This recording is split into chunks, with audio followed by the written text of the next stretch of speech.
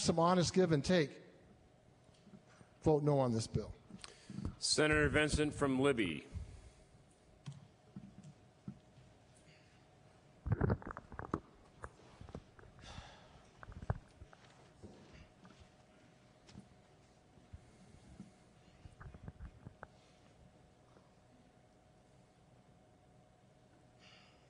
Mr. Chairman, members of the committee, everybody knows here, it's been brought up, that I was one of the two on the Judiciary Committee that kept this in committee. I'm one of the few on this side of the aisle that actually does believe that medical marijuana can be a medicine, is a medicine for some people that truly need it. Made that statement in committee. Made a principled vote on the belief and the faith in the process, and the faith that we could come together with a vehicle that could fix the situation that we were in.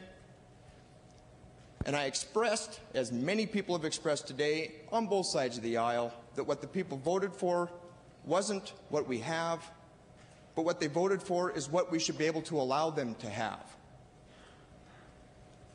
Senator Essman did an incredible job chairing that subcommittee. Senator Larson, we all added many, many hours to this bill. Was it perfect? Absolutely not.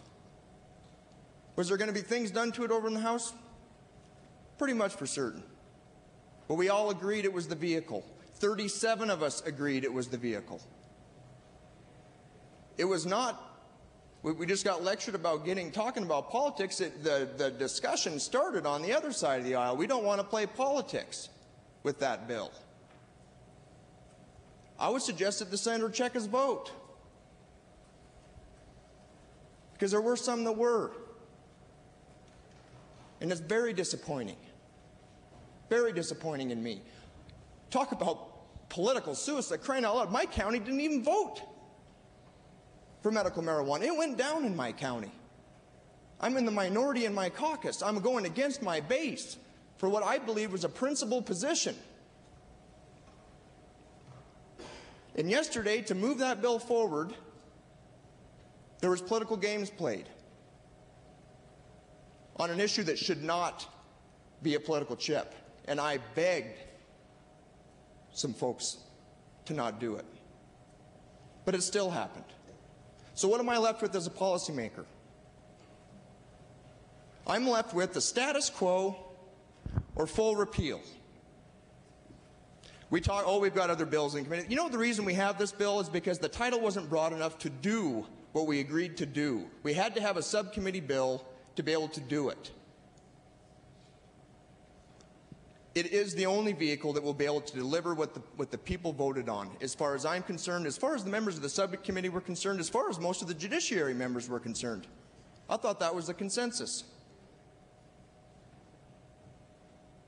So I have to vote for a repeal, because as I stated before, what's happening in our schools, the storefronts that are next to our schools, the organized crime that we have in the state, which is real, the people that are going to prison for some of those reasons. I have no choice. I did all that I could, but I have to vote for the repeal.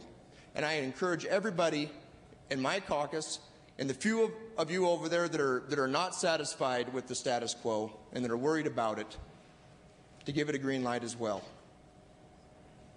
Mr. Chairman.